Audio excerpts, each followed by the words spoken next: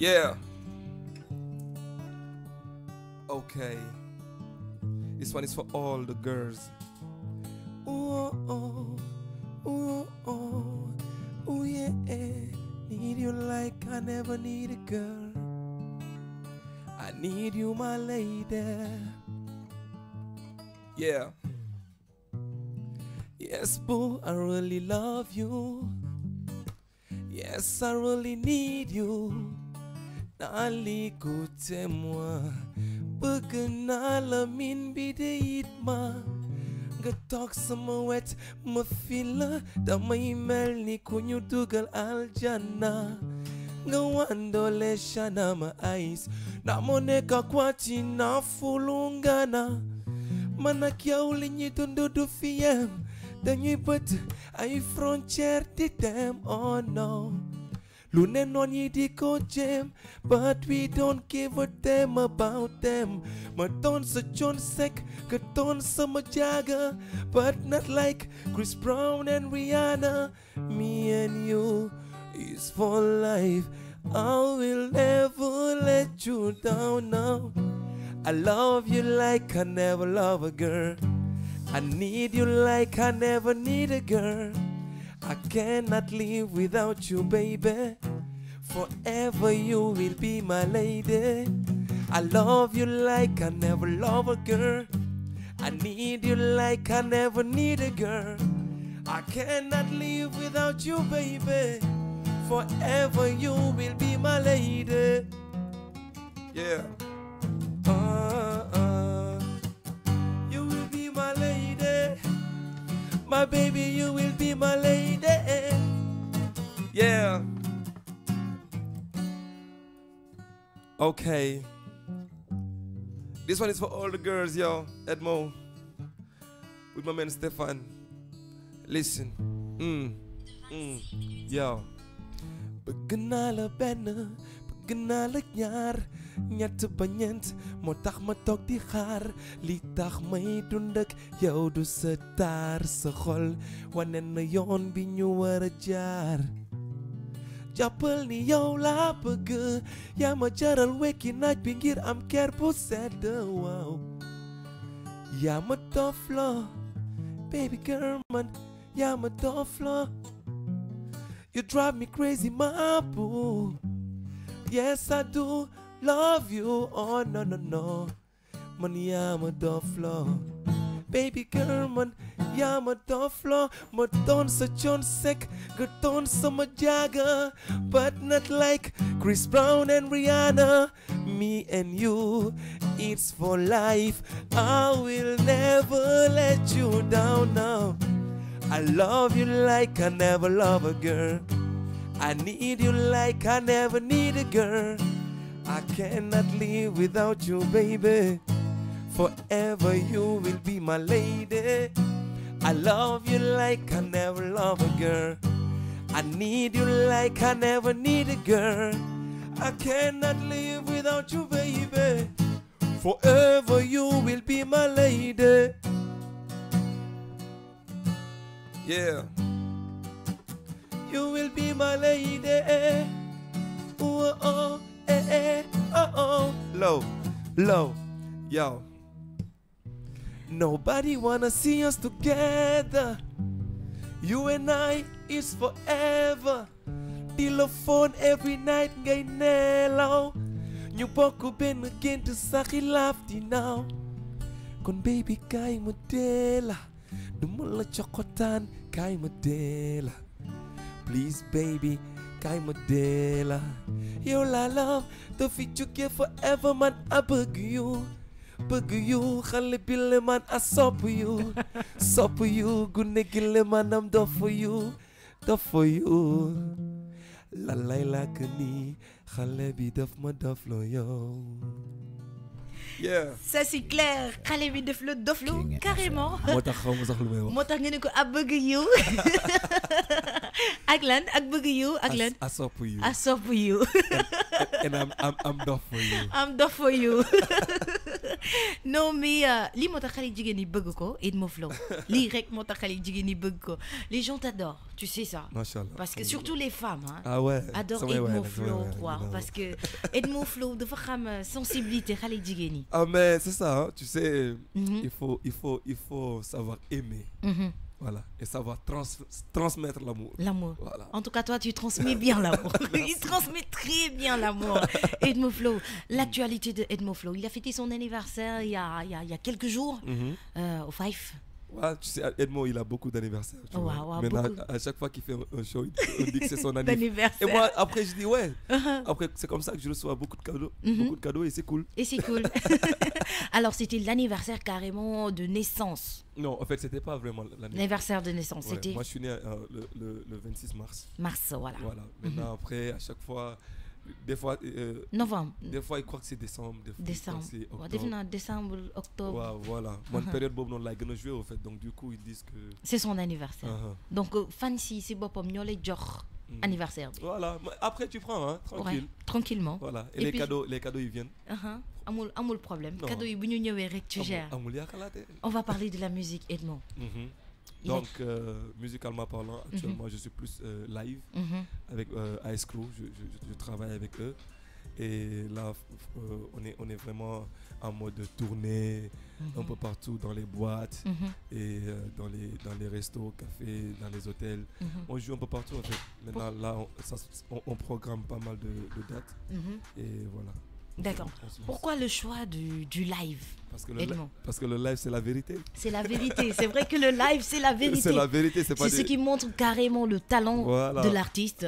Au-delà des autotunes et tout ça là, Mhm. il y a un truc qui est là qui est vraiment normal. Normal. Et c'est là qu'on sent que l'artiste Si il est bien ou Voilà. pas. Là, on peut découvrir si l'artiste est bien ou pas Voilà, à partir du live. that's what's up.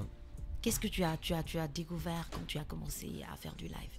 Lan En fait, gis ne que amoo ko woon temps bi nga duloon def live. dama ko yàggoon bëgg a def, tu vois. mhm. Je travaille avec vraiment pas mal de musiciens. Mais déjà, quand j'ai commencé à travailler avec Ice Crew, Mhm. franchement, de me sentir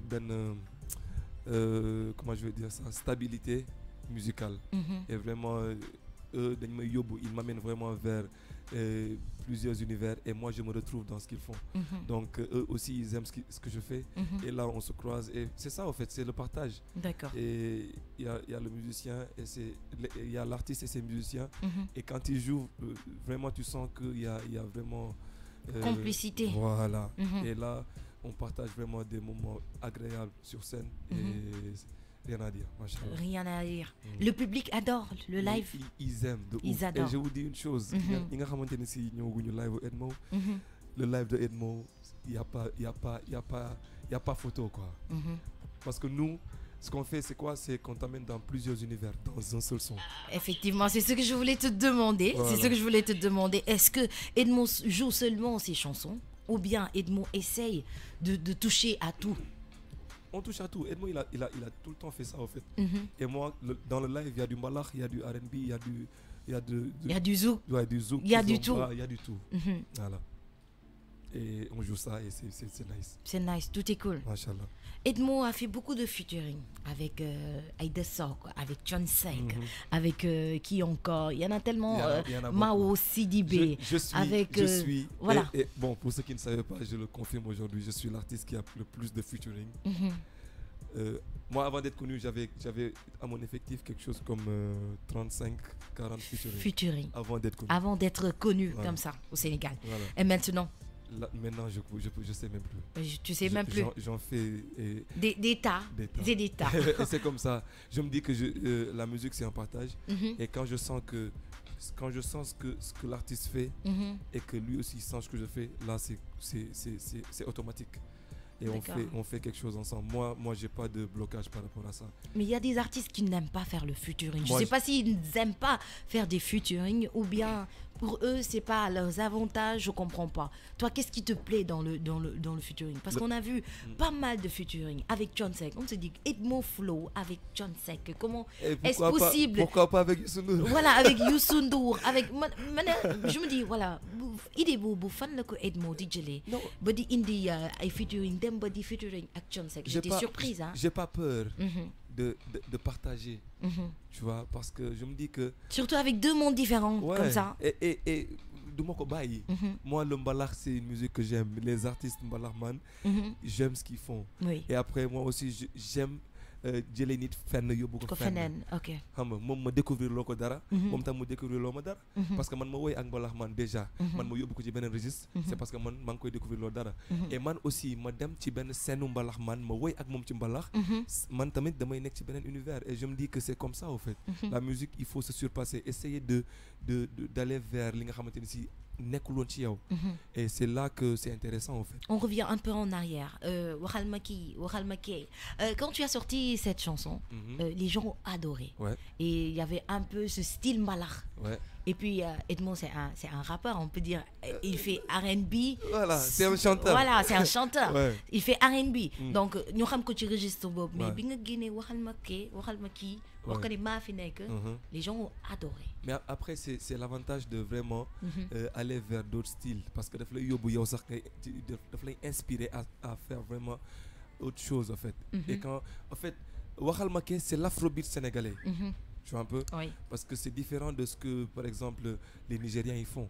Mais tu sens le style mbalax carrément. Voilà, et ça c'est sénégalais. Et après j'ai voulu, même dans le son j'ai dit et mon ami je te présente l'original musique venant du Sénégal.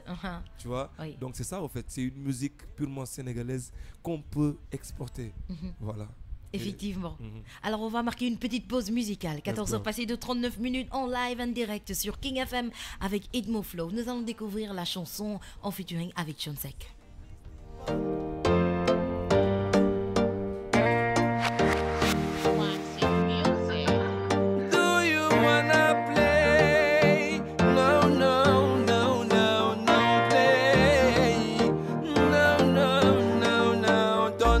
Je suis dingue quand elle smile, yeah.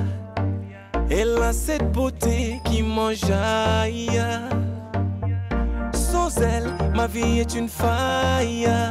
Elle m'attire, m'hypnotise, je suis taille. Honey, je bénisse tes parents, eux qui t'ont mis au monde. Yeah, yeah. Nos regards se sont croisés, j'ai su que t'étais la bonne. Yeah, yeah. Ton smile me reste les yeux, ta piété me rapproche plus du bon Dieu. Demande-moi ce que tu veux et je m'aiderai à exaucer tes vœux. The girl is a queen, oh. Hope that is not a dream, oh. Mama said I'm a sicker than Leo. What's my name again? I forget my name, oh. She drive me crazy, oh my God. Je perds le réseau. Oh my God. Don't go crazy, oh my God. Take it easy, oh my God. You want me to lose my head for you. Oh my God. Lose my head for you. Oh my God. Oh my Godness. She's so fine and she's so sweet. She's lovely and she's pretty. Oh, t'es ma moitié. Je t'appartiens. Allons nager dans l'océan du bonheur. Ma vie est meilleure depuis que tu m'as ouvert ton cœur. Habibati wukonani furahisha. Ko woni gidelam, antan woni ener berndam. Wallahi mire man. Oh. The girl is a queen, oh. Hope that is not a dream, oh. Mama said I'm a sicker than Leo. What's my name again? I forget my name, oh. She drive me crazy, oh my God. Je perds le réseau. Oh my God. Don't go crazy, oh my God. Take it easy, oh my God. You want me to lose my head for you. Oh my God. Lose my head for you. Oh my God. Oh my God. Oh my God.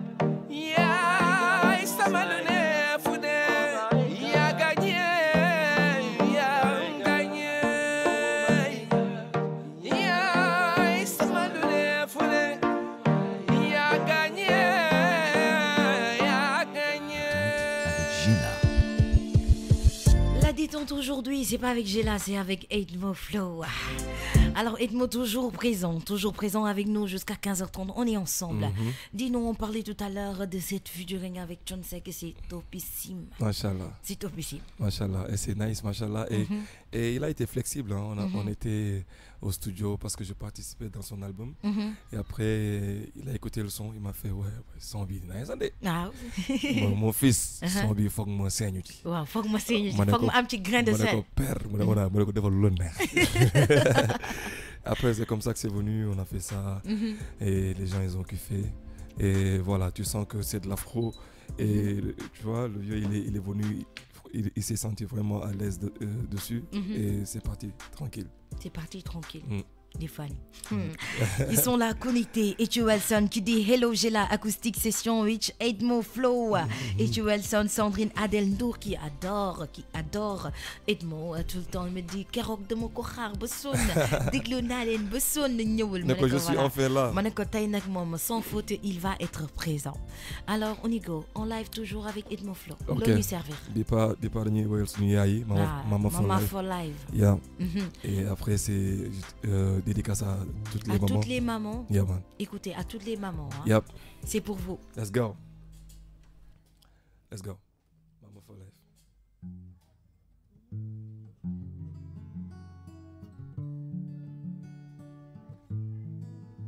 Yeah. This one is for all the mamas. Yeah.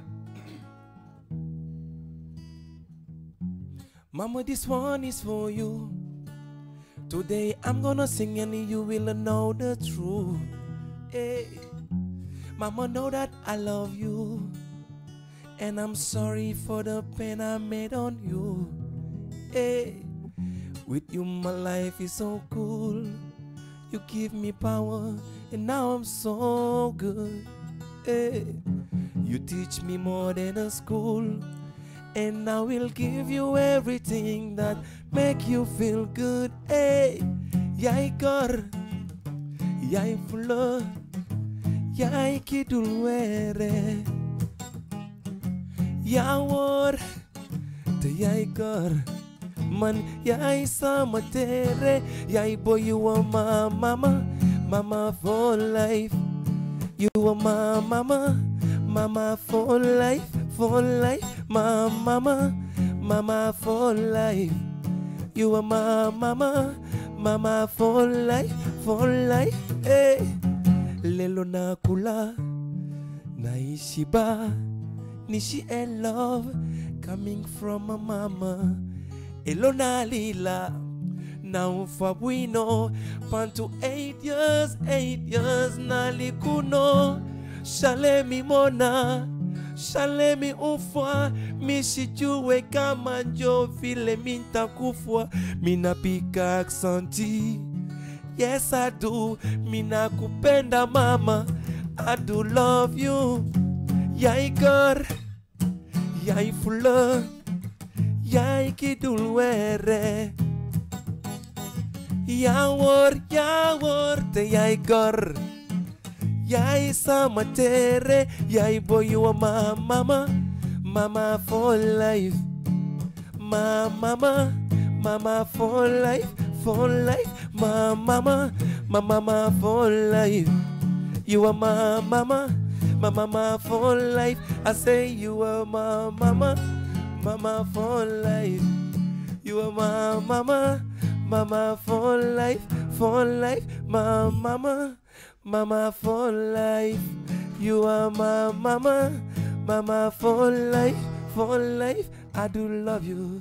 Yai boy, pagana lol, I do love you. Pagana lol, sama yai, I do love you. Yai boy, pagana lol, my boy. You are my mama, sama mama for life. You are my mama. My mama for life, you are my mama for life. You are my mama for life, my mama for life. You are my mama for life. Nakupenda sana mama, Mama for life, nalingi yo mama. For life, hey. Yeah man. Maman for life, mu nekk son bu neex maman bu ko dégg xolam sedd vraiment ça fait plaisir même les noms maman sax dañuy kontaan dañuy gaaw a nekk maman waaw dañuy am envie nekk maman carrément. Alors sur la page Facebook Germaine Aïcha Ndiaye qui dit bonjour King FM, bonjour Géla, bonjour Edmo. Alors bonjour. Elle fait on est tous derrière toi Edmo Flow, Pam Dong avec beaucoup de cœur, voilà ils sont connectés. Mokhtar Senghor qui dit j'adore l'acoustique, eh bien on t'en sert aujourd'hui. Vanessa Ngema, Joyce qui regarde, bienvenue. Sandrine Adèle toujours connectée les amours. Voilà, c'est la détente musicale aujourd'hui en compagnie de Edmo Flow, Mama for Life. Edmo lak nga ci biir de wéy bi ñaata lak dégg naa ci anglais, dégg naa ci lingala, swahili et Bemba la langue zambienne. Non boobu moom xawma ko. Bemba c'est la langue zambienne. Bemba. En fait. Parce que moi je suis né en Zambie donc et je comprends bien la langue. Tu comprends bien la langue zambienne? Oui, je parle bien la langue aussi. Oui, on sait que tu parles 7 langues. 7, il y a le Wolof, le français, l'anglais, Lingala, Swahili, Bemba et quoi encore? Il reste un? Poulard. Le Poulard. D'accord. Le Poulard. Tu te perds pas parfois avec ces 7 langues? Non, parce que chaque univers a avec la langue. Avec la langue que j'utilise en fait. Maintenant chez moi il y a l'embouteillage des langues, c'est normal. Oui. Parce que des fois ma mère elle parle Swahili, je réponds en Bemba. Elle parle Lingala, je réponds en Swahili. Vous perdez pas? Ouais, mais non ça va. Non, ça va. Vous perdez pas dans les langues. Des fois même dans les langues on mixe, tu vois un peu. Ah oui. Ouais, dans une phrase on met un peu de tout, 3 langues. Quelle famille. Ah ouais. Quelle famille. Et après c'est ce qui se retrouve dans ma musique. Oui, voilà. Ça se sent, donc, ça se sent. Et c'est un atout, tu sais. C'est un atout parce que par exemple Edmo, son homme, je peux dire Afrique. Ouais. Et après c'est comme ça que j'ai des fans qui sont pas sénégalais. Oui, surtout les Gambiens. Ouais. Je te connais pas non. Suma mboka Gambian. Sa mboka Gambian yi. Maa ngi leen di nuyu yéen mboka Gambian yi. Mboka Gambian yi. Sa mboka yi. Waa Johnson bi. Waa Johnson bi. Maa ngi xool Johnson bi xam nga su ma jëlee car bi. Moto bi su ma demee ba ci Johnson dama naan ko may ma ci Johnson bi. Nga koof ci Johnson. waaw kon koofal ci next Johnson bi rek nga may ma wàcca foofu.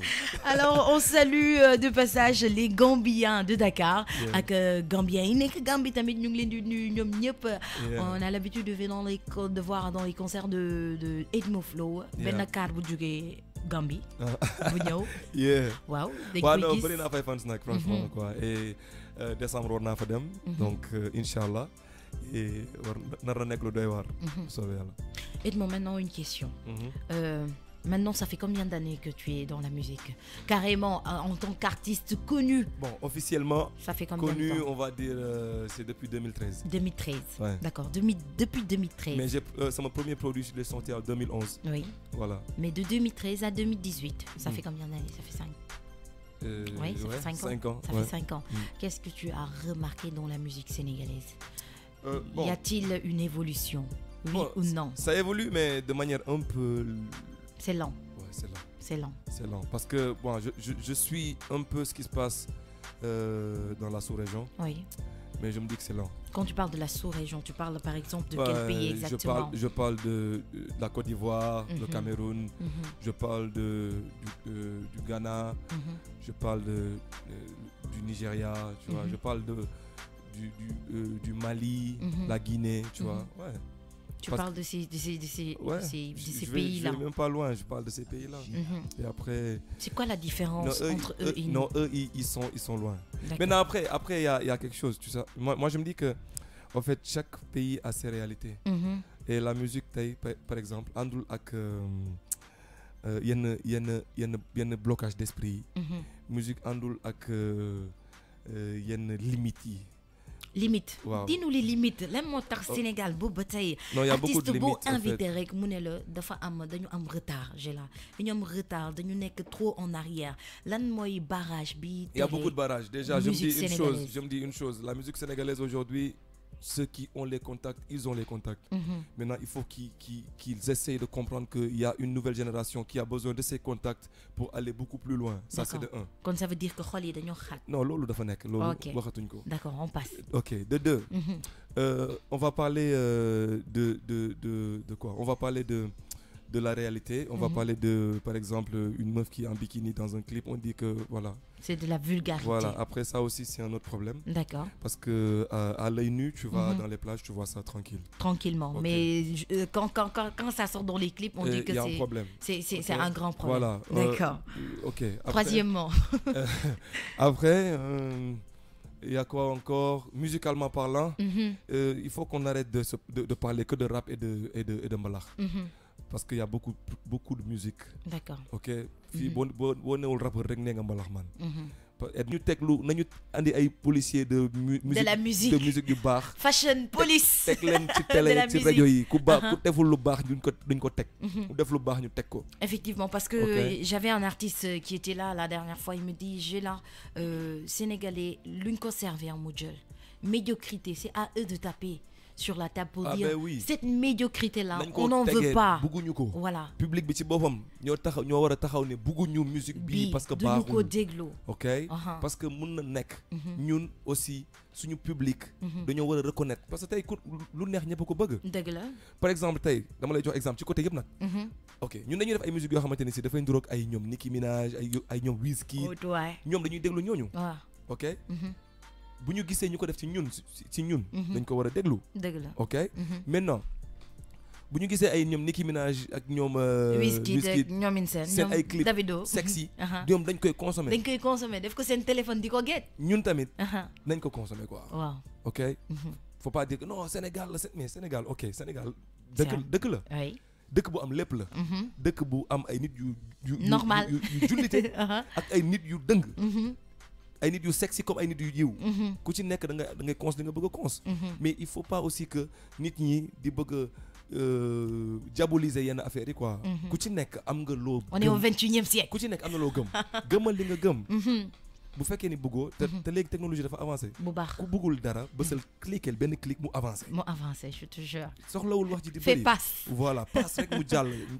ki bëgg a cons. et puis c'est tout. et c'est tout. voilà cri ça c'est coup de gueule ça. ah mais faut le dire.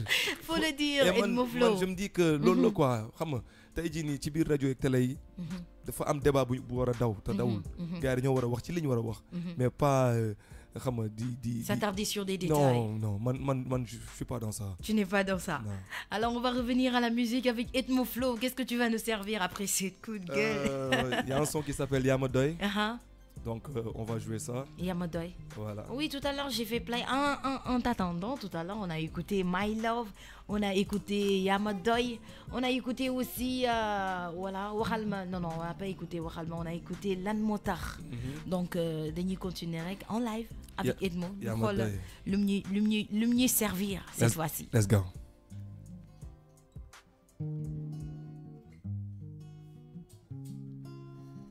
Yeah. Oh nana. My name is Edmo Flow, aka Joes, aka the Hitmaker, aka the man himself. King FM. maa ngi biir King FM, you already know.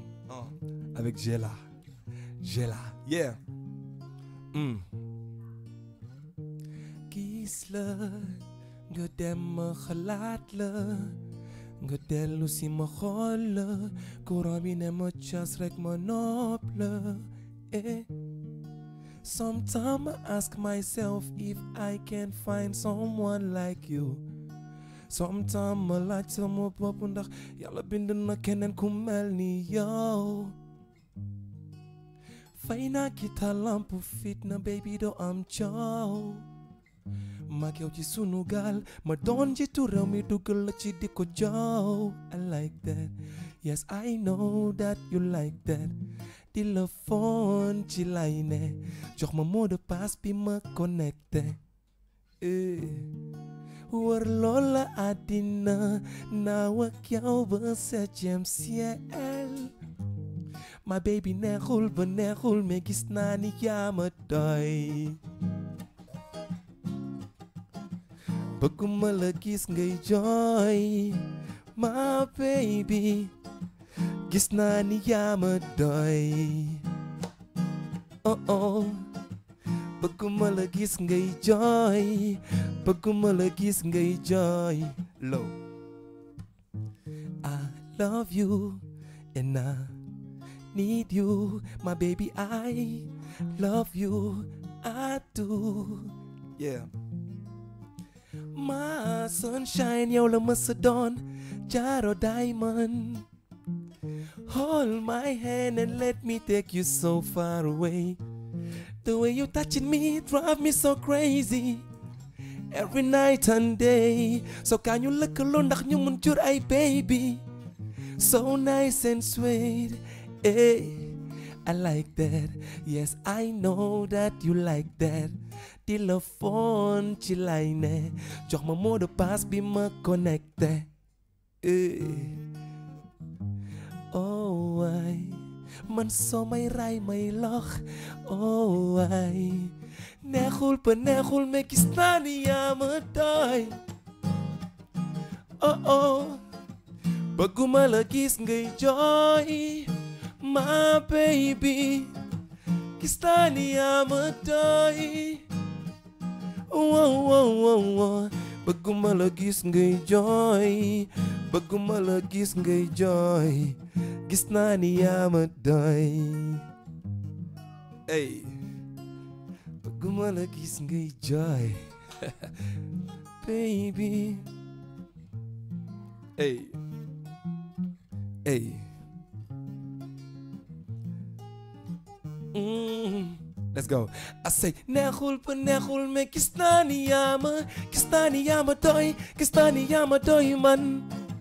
Bëgguma la gis ngay jooy ma baby. Gis naa ni yaa ma I don't want for you to cry. Oh oh oh oh. Bëgguma la gis ngay jooy baby. Bëgguma la gis ngay jooy. Gis naa ni yaa ma doy. Yeah man. King FM. Joes. bëgguma la gis ngay jooy. Never. na xam naa ne yaa ma doy. Dafa leer. Alors son bi si je me rappelle bien dafa ko defoon statut gars yi ne ma mi je la son bi génnagul ma leen son bi génnagul yónnee ma son bi ma leen non boobu génnagul. son bi génnagul mais dafa nekk son boo xam ne c'est vraiment sensuel. dafa neex. ci dégg-dégg. Waaw. surtout quand tu es amoureux wala tu es amoureuse. Yep. non mais dafa neex a dégg. Dafa neex. loolu tax ma ne la Edmo vraiment. Non mais da nga xam fuy métti ci xale jigéen ñi. nee naa la nga fay laal quoi. mooy li ma la wax rek. il faut savoir. transmettre. waaw moom koy dund quoi da koy dund bu non parce baax. que nit ki boo dundee dara mu ne ci yow. da nga koy mën a joxe. da nga koy mën a joxe. parce que doo ay fen dafa leer. dafa leer il faut pas faire semblant. effectivement. waaw bu fekkee ni t'es romantique t'es romantique. tu es romantique. bu fekkee ni tu n'es pas romantique tu ne l'es pas. waaw mënoo koo transmettre. non mënul nekk. effectivement. waaw. on va parler de l'inspiration de Edmond. fan nga jëlee taxi. fooy toog. un peu dégg naa da nga doon toog am na ku ma wax sànq nee na ma Gela Edmond da doon toog boulangerie Mandela da doon doxantu minuit ba 3 heures du matin biir koñu parcelles yi di ut inspiration. ça m'arrivait hein. ku la xam dëgg moom ma ko wax. nee na ma Gela Edmond. non nee na Edmond da doon toog nee na maa ngi moom ñoo doon toog Mandela xam nga Mandela en unité 16. ma ne ko waaw mekk xam naa foofu bu baax côté boobu laa dëkkee. mu ne ko voilà léegi Edmond da doon dox minuit ba ay 3 heures du matin. di toog ci bopp boulangerie. son bii jàll rek ba ma koy bind. waaw. Je me rappelle il faisait 2 heures du matin. 1h30 2 heures. ouais. dama ko bind ba ay 2h30 3 heures ma jékki-jékki. affaire yi xaw a taxaw quoi. xaw a càng waaw. ma ne ko boy let's go nañ génn. on est sorti on est parti xaw a sori tuuti. waaw dox biir PA. ba côté boobu ngay wax. côté Mandela Mandela ñu dox ba side boobu wàccaat. parce que des fois dañuy def 100 pas yi côté boobu benn descente la. ñuy waxtaan di planer quand je suis revenu tac j'ai fini le son. voilà parce que des fois en fait du damay uti inspiration mais damay génn ci musique bi. ok parce que des fois il faut nga démarquer wu ñëwaat. pour amaat beneen souffle quoi. voilà moi c'est donc, comme ça des fois. yaay bind say son yow personnellement. waaw yaay toog ba ma commencé ba léegi de son yëpp maa ko bind. yaa ko bind sa bopp. waaw da ngay toog te à mon actif li ma am ci son. ëpp na une centaine. te lépp c'est moi qui les écris c'est moi qui les ai écrits. y a mon album bi nga xamante ne si léegi mu génn. pratiquement maa bind lépp mais am na ci benn boo xamante ni si fan yi mu ngi sama xel mais bëgguma ko bind. bëggoo ko bind. dama bëgg keneen bind ko. ba nga bëgg keneen bind ko. waaw jox ma ko ma bindal la am benn problème.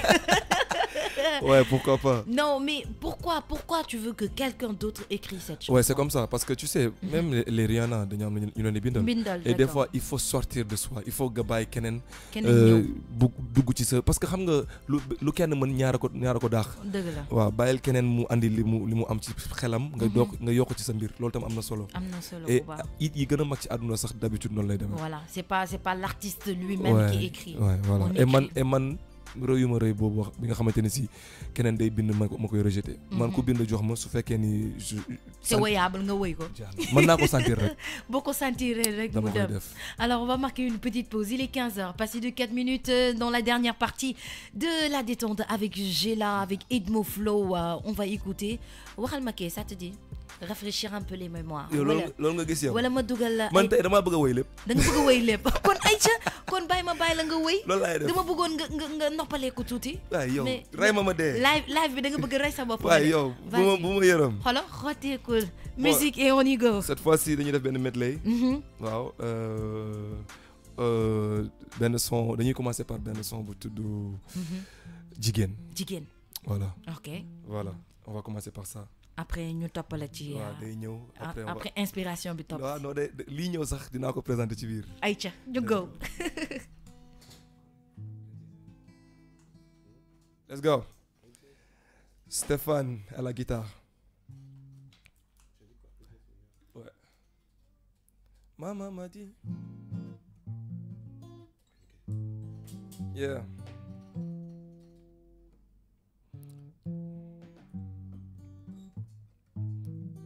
Ok. Bii maa ngi koy may jigéen yëpp.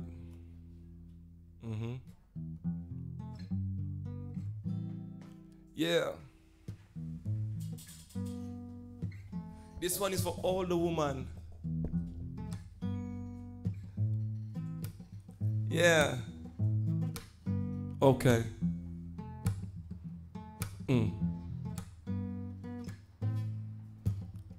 Maman m'a dit de ne pas faire souffrir une femme, que je dois l'aider à devenir une grande dame. Et quand je suis dans des ennuis, y a que son sourire qui m'apaise. Et les problématiques, pourtant dans nos vies, elles pèsent. Elle a tout pour m'accompagner, donc je ne dois pas l'ignorer. Elle est ma soeur, ma mère, ma fille, une vraie amie.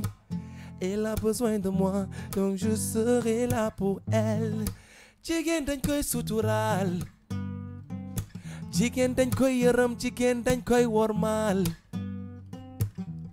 Toroxal ko du lu normal, jigéen dañ koy muñal. Oh oh oh oh, my woman, my everything. You deserve the best and I'm the one who gon' treat you like a queen. Nit matul jigéen moo ci raw, duma la xokkatal ngir jël sa ndaw. Dina la xelal ndax nga raw, aduna du la soxali love ba ngay naw. Soxna si gën mooy bi xam sa bopp, lu bon nga bañ ko topp. Aduna daa guddu tànk te sa ëllëg bul ko sànk yeah. I love woman, no woman, no cry. I love woman. Ñattu yoon ci yaay ngir nga bég naa ci def man ne jigéen dañ koy suturaal, jigéen dañ koy yërëm, jigéen dañ koy wormaal. Toroxal ko du lu normal, jigéen dañ koy muñal. Oh oh oh oh, jigéen dañ koy suturaal, jigéen dañ koy yërëm, jigéen dañ koy wormaal. Toroxal ko du lu normal, jigéen dañ koy muñal. Oh oh oh oh, yeah.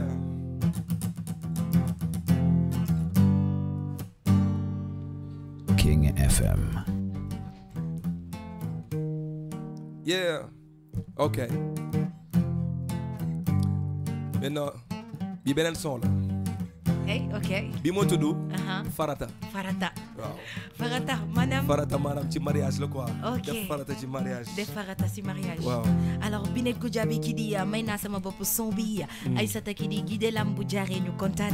Moustapha Wilane, moi j'ai rencontré Edmo à Rufisque le jour du concert de Dario. C'est ça, j'ai beaucoup aimé sa simplicité. ok Bijou Gomisek qui dit Angèle waxal ma Edmo dama ko fan car il chante trop bien et mon fils s'appelle Edmo aussi. Lolo neex na. Sénéba Kanley, mention très spéciale Moustapha Wilane, Binet Goudiaby. Merci à vous qui êtes connectés sur la page Facebook. On y go Edmo. Yeah. dama ne. benn bis la woon ñaari nit la woon fi ñu daje woon xamuñu woon ni dina sori lool li ñu dund mel ni aljana amul lu ko gën a neex fi ci àddina ay bët daje yow mujje ci la yaay doy de jooy na bay boy nangu na ñu nekkoon yoon la diggante bi gën a nice kon nag yox la bés bi jot na mashallah tay dagan na waaw waaw lii de neex na jege si leen ñu fecc waaw waaw bés bi jot na mashallah tay dagan na waaw waaw lii de neex na jege si leen ñu fecc noobante leen bàyyee nañ leen kon foonante leen noobante leen bëggante leen maye nañ leen kon foonante leen bés bi de jot na waaw waaw bés bi de jot na waaw waaw bés bi de jot na waaw waaw bés bi de jot na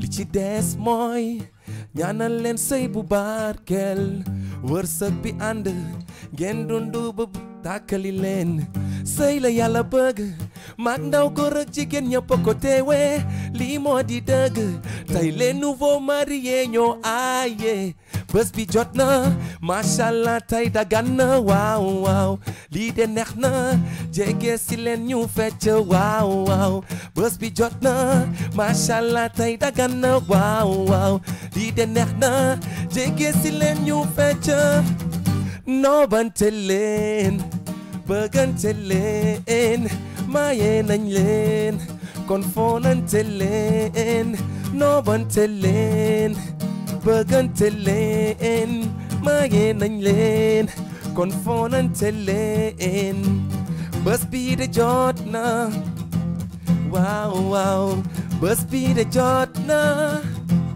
waaw waaw bés bi de jot na waaw waaw bés bi de jot na hey waaw waaw. ok maintenant. oui. dañuy demaat ci beneen. bien sûr on y go. bii nag mooy bi ma def ak Papa Thione. Papa Thione waaw gars yi nee nañ Guidé Lam bu romb rek. tey ñu door ma ba muy bëgg a dee. dina ñëw alors Angélique Mandi mention très spéciale Serigne Mbacké Mboup qui dit neexul ba neexul mais Edmo il est le meilleur dafa mën li muy def. merci de la part de Mbacké Flow élément number one family Aïssata Bokoum j'ai la waxal ma Edmo ah bu mu fàtte sama son bi Guidé Lam du ko fàtte. Ngoné Bamba Joxane dafay qui dit nice my love on y go. Toujours en live dans King Détente, 15h passé de 12 minutes. Voilà. Ok. Yeah. Bien ak mooy. Ça s'appelle comment encore le son? Oh my God. Yeah. Let's go. Yeah.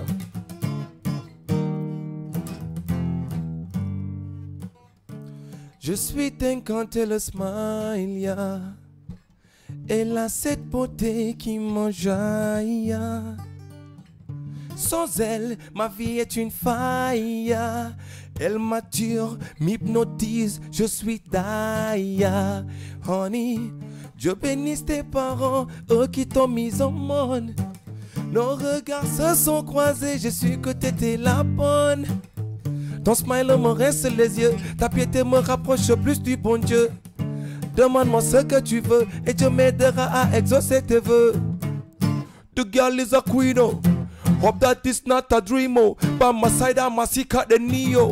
What's my name again? I forget my name, oh. Oh, you drive me crazy, oh. I say, oh my God, je perds le réseau. Hey, oh my God, xale bi de moo may gaañ.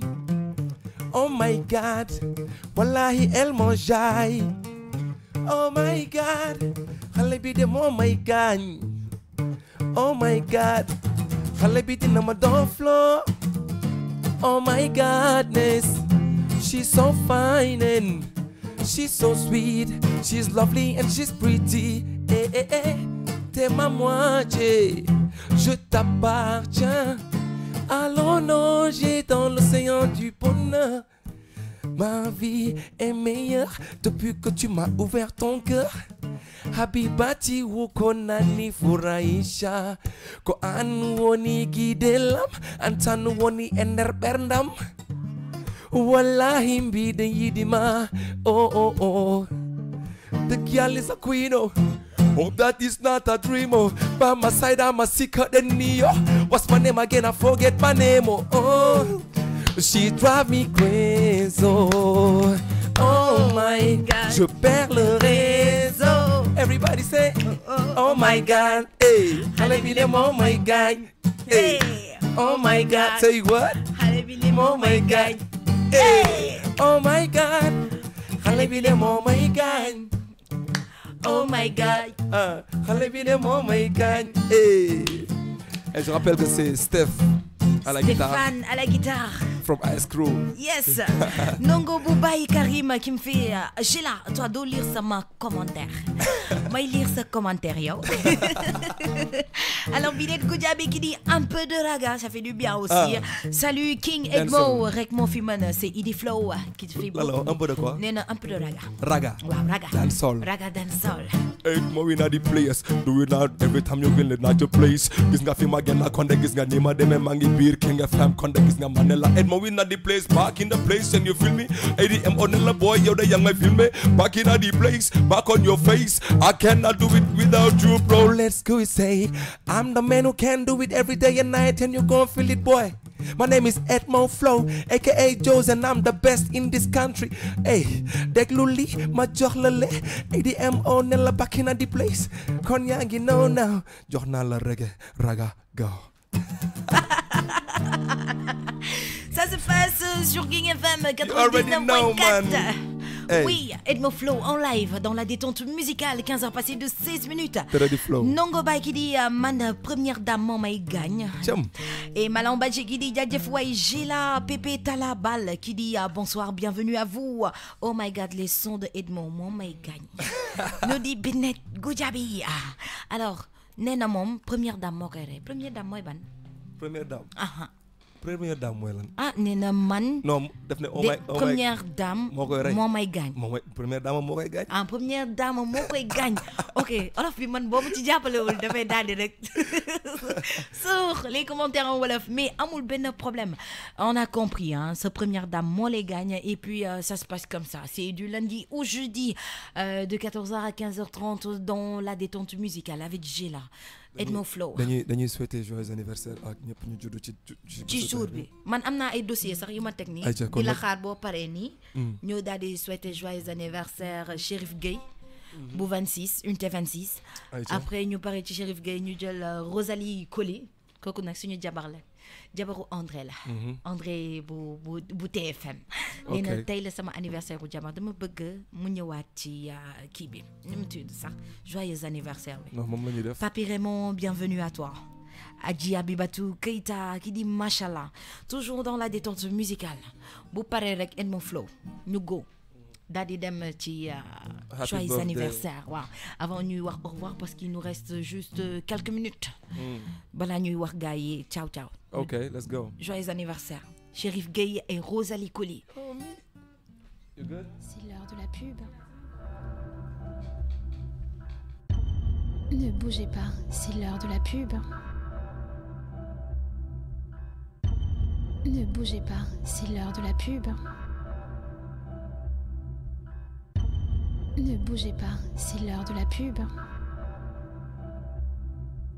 Pour préparer la rentrée 2019, le groupe IAM, toujours dans sa dynamique d'innovation, vous accompagne pour construire une forte carrière dans le management avec différentes filières de spécialisation en finance, audit, logistique RH, droit, marketing communication dans la technologie avec le STD pour un cycle d'ingénieur ou une licence ou master en informatique, sans oublier les techniques en animation 2D, 3D. Le groupe IAM, c'est aussi un réseau enrichi de partenaires internationaux tels que l'UCAC, l'IESG Paris, EM Lyon, l'Université du Michigan et des dizaines d'autres universités à travers le monde. Des programmes d'échange et des doubles diplomations. Et rendez-vous le 9 octobre 2018.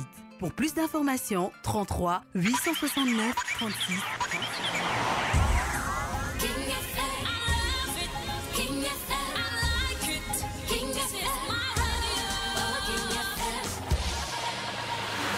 King FM, fort en musique. La détente avec Géla. La détente avec Sheila, on continue avec Edmo Flow. On va parler des anniversaires. Go. On y go. Shout out à Coco Jean. Let's go. Les natifs. Yo mi chutu chibas bi japal ni amomli. Happy birthday. Another plus tulu tuti konjalali amomli. Happy birthday. Manak yaw la kon ñu la jàppal ni ñoo moom li. Happy birthday. Kon boo ci gisee sa bopp jege sil ñu feteli. Happy birthday, happy birthday, happy birthday, happy birthday, yeah. Happy birthday, happy birthday, happy birthday, happy birthday, yeah. Happy birthday, ñëwal ñëwal jege sil ñu fiesta. Tey la tey, yes we together. Dinga fecc, dinga fo, dinga bege. Yow gis naa ni bisu tey bi nga fete. Tey la sama bi day te sa bos la. Kado yi ma yore sama loxo sa yos la. Bi ak bële xewal yëpp sa yos la. Xam nga bisu tey bi de yaa ko moom eh. Today is your birthday. You better enjoy your day eh. With your friends, with your family. Bés bi la yow yaa ko moom waaw waaw. Juddu ci bés bi jàppal ni yaa moom li. Happy birthday. Another plus tulu tuuti ñëwal yaa moom li. Happy birthday. Man ak yow la kon ñun la jàppal ni ñoo moom li. Happy birthday. Boo ci gisee sa bopp jege sil ñu feteli. Happy birthday. Happy birthday à tous les natifs de ce jour. Chérif Gaye, Rosalie Colli et bien sûr, qui encore Mohamed Ndiaye. Alors, avant de se dire au revoir, on va vous servir le top des tops pour Edmo Flow en ce moment. Le titre s'intitule Yow la Tipo. Alors, Yow la Tipo, gars yi kontaan nañ bu baax, gars yi ngi bëgg a woote, mais on avait que 1h30 les amours. Donc, dañuy wax rek ultérieurement, après, on pourra faire beneen émission ak Edmo Flow. Mu gën a élargi moom la de moom moo ñëw à 14h et quelques. Comme d'habitude, il est toujours en retard. Loolu moo tax mënuñu profiter sax si appel yi. C'est que bu nekkee man jamais li ma jaaxal mooy jamais ma tardé bu fekkee ne émission guddi la. Guddi la parce que ay njugub ngeen. Les artistes ñoom ñëpp ay njugub lañ. Ils travaillent la nuit. Mais ñu ngi jégalu bu baax. Voilà, léegi le matin nag pour nga yee leen ñu ñëw. Tout un problème. Let's go. Avant de se dire au revoir. You ready? Stéphane. Yeah. Yow ki nga tipoo ak ki ma tipoo ak keneen ki mu tipoo yéen moom lii. Man ki ma tipoo. waaw ak yow ki nga tipoo. Ok. Yeah. Yow yaa jigéen bi ma sañoon sama cofeel. Gis naa bu ne wante yaa ma doy. Yow yaa jigéen bi ma sañoon sama nobel. Bakkan jàmm la bëgg fi mooy fi gën a nooy. gént la yeewu jàkkaarloog sa nataal nga sama bopp xaw ma lu ma dal sori nga ci man ba bëgg ma ñuy xuloo oh yeah yaa mooñ sama cere you were all my life yokkal ma ci ñax ñu make love all night sama yaram yow lay laaj ma ne la yow la tipo li ma gën a neex ci yow moo di sa jikko jaral nga ma daw fii ba Puerto Rico nekk ak yow sañ naa ci Marsa Rico yow la tipo li ma gën a neex ci yow moo di sa jikko jaral nga ma daw fii ba Puerto Rico nekk ak yow sañ naa ci Marsa Rico sa bandi loo may gondi sa sakara yàlla may alanduuti danga ma mënoo te dugal ma plane ma tukki yaa ma sukki reere ma xaaju guddi she got a booty so fine and I like that she got a way to drive me high and I love that yow kii dafa saf xale bi la def ma saf li gën a des ci ma sama fit bi def ko kabala ma demu yëngal ndigg bi ne ale boo gis am na retour ma nit ma ne let me say oh my god li ma ci teg ma xale bi man moo may gaaj ma ne fu ne that's what I got fu ma ko yóbbu mu ne ma baby yow yaay bañ ma ne la tipo na tipo xale bi la tipo ni maquillage ak jiko tatouage ak jiko ni tak jiko tukulër ak jipo again boy let's go I say tipo na tipo xale bi la tipo ni maquillage ak jiko tatouage ak jiko ni tak jiko tukulër ak jipo do bi la tipo Yo la tipo. C'était Edmond Flow. My name is Joes, baby. Son nom c'est Joes. Joes, ça fait plaisir. Merci beaucoup. Vraiment, ça fait plaisir de partager ce plateau avec toi. Merci. Alors, on va dire... Le plaisir, il est partagé. Non, je sais que c'est partagé. Et une fois de plus, merci à Stéphane. Stéphane. Ouais, à la guitare. Stéphane, donc, merci beaucoup. Ça fait plaisir. Ouais. Moom sax dinaa ko invité waat. mu ñëwaat. xam nga accompagner waat yeneen artistes. Pourquoi pas? Stéphane, ça te dit? Ouais, non, y a pas de souci. Alors, c'est l'heure de dire au revoir. Edmond, qu'est-ce que tu vas dire à tes fans? Ban rendez-vous nga leen di jox ak fan nga leen di wax ñu fekk la fa? Très bientôt. Oui, Là, on prépare des trucs, on prépare beaucoup de shows un peu partout. Après, c'est sur ma page Facebook, donc on va gérer ça après pour la communication. Et après, il y a des clips qui viennent comme d'habitude, des clips et des sons et le live au max. Maximum donc, de live. That's what's up. Edmond Flow, Joes, Ice Crew, Stéphane. ñoo fi jaaroon sama fan si yëpp maa ngi leen di bëggee partout fu ñu nekk ci àdduna bi spécialement waa Parcelles Assainies Guédiawaye fi ma yoroo waa Gambie bu leen fàtte waa Gambia sama mbokay waa mbokka Gambia nii so Edmo moo fi jaaroon King FM for life. Merci beaucoup Edmo Flow, c'était la détente musicale avec Géla, avec Edmo qui vous ont accompagné depuis 14h jusqu'à 15h30. Alors les amours, restez connectés au programme de King FM. Juste après moi, vous aurez DJ Cool qui va venir tout de suite faire King Bégué. Quant à moi, je vous donne rendez-vous demain, même heure, même fréquence. Et demain les mardis, vous savez qu'on a l'habitude de donner des conseils d'amour, d'écouter de la musique tout à fait douce pour raviver les cœurs. Restez connectés. Géla vous donne rendez-vous demain. Bisous, je vous adore. Alors écoutons Kidding Kidding, My Name.